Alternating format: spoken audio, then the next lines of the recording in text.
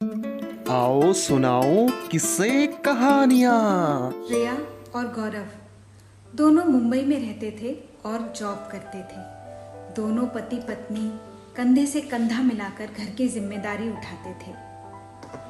श्रेया कभी कभी वो हाउसवाइफ वाला फील मिस करती थी।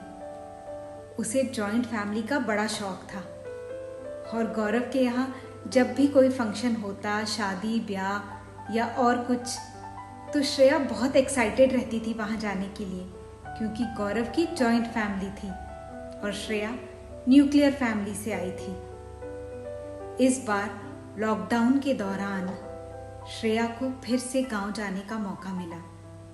वो बड़ी खुश थी कि हम वहाँ जाकर रहेंगे। और लॉकडाउन बड़ा लंबा हो गया और वर्क फ्रॉम होम चलने लगा, तो गौरव और श्रेया ने डिसाइड किया कि यहीं गांव में रहकर कर लेते हैं काम। ऑफिस तो जाना नहीं है, तो मुंबई वापस जाने की जरूरत नहीं।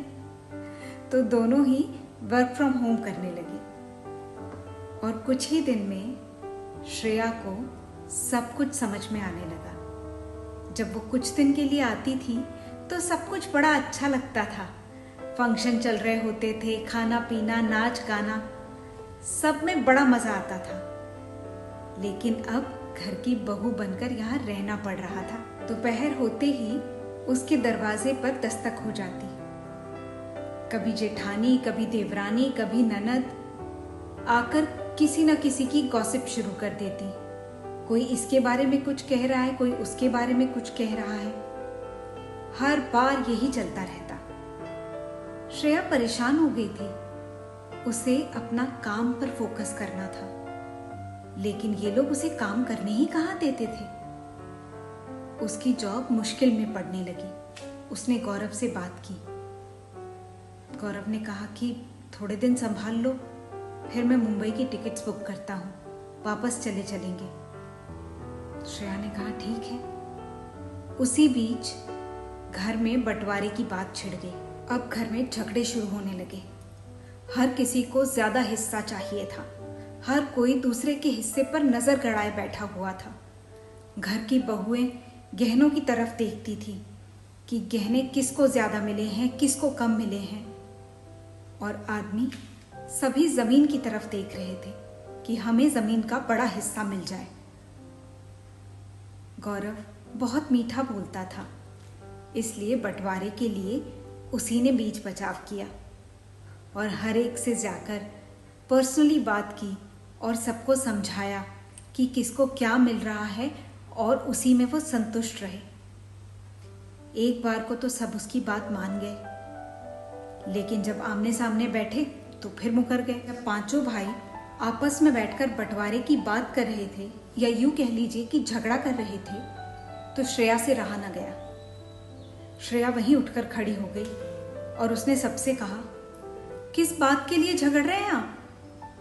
छोटी छोटी सी बातें, जमीन, पैसा, गहने, ये सब कौन लेकर गया है अपने साथ? सब यहीं रह जाएगा। पैसे सिर्फ हमारी जरूरतें पूरी करने के लिए हैं। सब अपना अपना काम करिए, अपने पैसे कमाइए और आराम से रहिए। एक दूसरे के पैसे पर, जायदाद पर नजर रखना कोई अच्छी बात है क्या? भाइयों ने गौरव की तरफ देखा और उसे कहा, समझाओ अपनी पत्नी को, इन बातों में बीच में ना पड़े, इसमें इसका कोई काम नहीं। गौरव उठकर खड़ा हो गया। गौरव ने कहा, भैया, श्रेया पत्नी है मेरी और इस घर की बहू, इसका पूरा अधिकार है। और रही जमीन जायदाद की बात, तो मुझे माफ कर दीजिए। मुझे न पैसे चाहिए, न गहने और न जमीन जायदाद। आप सब कुछ अपने पास ही रखिए। मेरा हिस्सा आप लोग ले लीजिए, आपस में बांट लीजिए, अगर उससे आपका दिल खुश होता हो तो। मैं और श्रेया तो वैसे भी मुंबई जा रहे हैं। हम ये सब लेने यहाँ वापस तो आने वाले नहीं। हमें बख्श दीजिए। वैसे भी हमें ये पैसे और जायदाद लेकर ऊपर तो जाना नहीं है। जो है वो सब यहीं रह जाना है। अगली सुबह दोनों ने अपना सामान पैक कर लिया और तैयार हो गए जाने के लिए। सभी ने मनाने की, रोकने की बहुत कोशिश की, लेकिन वो लोग ना रुके। उनका मानना ये था कि दूर रहकर प्यार बना रहे वो ज़्यादा अच्छा है।